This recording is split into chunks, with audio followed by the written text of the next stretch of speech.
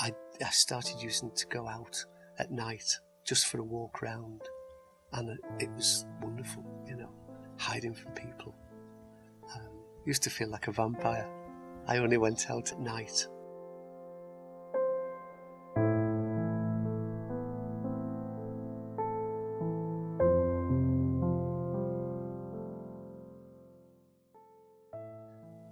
My name's Catherine, and I live in a place called Perth, which is in Scotland. It's about 60 miles from Glasgow, and I moved there about 5 years ago, and the whole point of moving there was so that I could live my life as a female.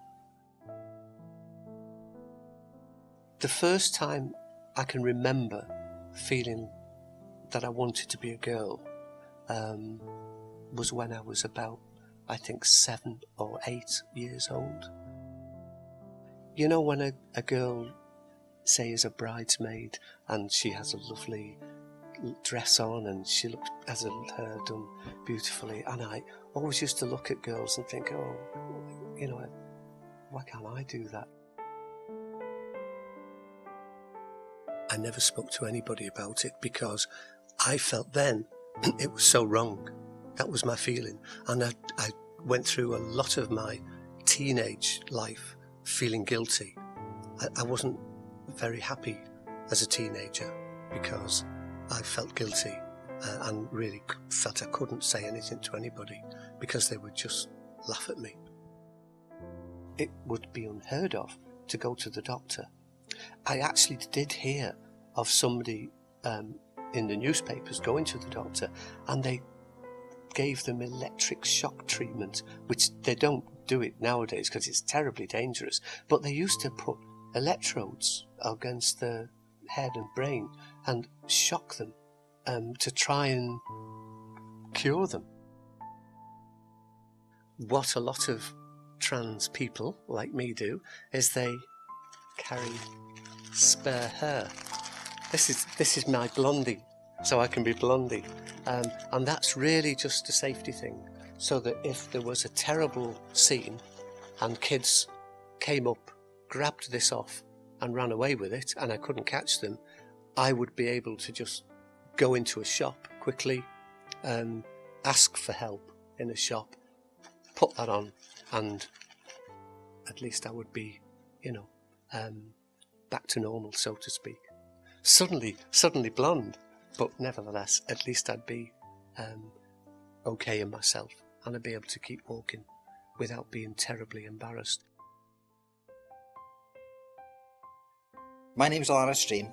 I'm 59 years old, and I'm what you call a transsexual. I was married. I'm no longer, well, I'm in the process of being divorced because my ex cannot live with me as a female. The family no longer talks to me now. I've also lost my job. But we've only actually known each other about 5-6 months. Yes, that's something right. like that. So it's fairly new. But in that time we have become quite good friends. Yeah. And I always ask Alana advice on things, mainly about the transition process, because Alana's been in that process for so much longer. She's been through all the different hoops that you've got to jump through, and she knows lots of other people who have struggled with things, so she's in a good position to give advice. My goal is actually to walk down a beach in Spain wearing a bikini. See if I can achieve that. That's it, that's perfection. That's right, yes. I have a swimsuit, but it's one that has a little skirt at the bottom. All I want to do is to be a woman, and I'd never, even if somebody came along with a miracle cure, so to speak, that I would say no, I don't want that. I want to continue and live like this.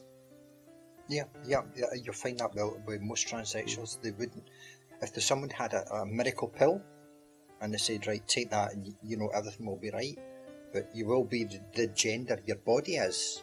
Most transsexuals would never take the pill. A lot of transsexual people say things like feel like they were born in the wrong body. So they feel like a woman or they feel like a man, but they were born with the opposite body. And in some ways, that's I suppose how we feel. Yeah. Because we were born with female brains, but unfortunately we're born with male bodies. It's only recently, the last 10 years or so, that I've, like Alana, has realised that, we're not alone, and we're not stupid or mad. It's something that is deep within us. Yeah. Yeah. That's right, isn't it? Yeah. It is a feeling, isn't it? It's a need. Yeah. It's hard. You have to be yourself. So if I was ever made to go back to living as a man, I would probably be so upset. It's a horrible feeling, isn't it? Yeah. I think we might be made to go back to it. Oh, yeah, I don't think it would happen. No. I think that you'd prefer to end your life actually than go back that way. Mm. People keep on saying that I was actually quite brave for doing what I've done. That isn't actually true. It's more of a need to do what I'm doing. There is not an option here. I wouldn't change it for the world. It is the most amazing thing to actually be who you've always thought you were and to present that to the world. I feel so content inside because I've finally realised that, this is me, and I'm so pleased with it now, and it's changed my life completely. This is my chosen life, and I've just got to go on with it. I can't be afraid to do things. If I did, I'd be as well locking myself up in a little room and never come out again. But this is my life.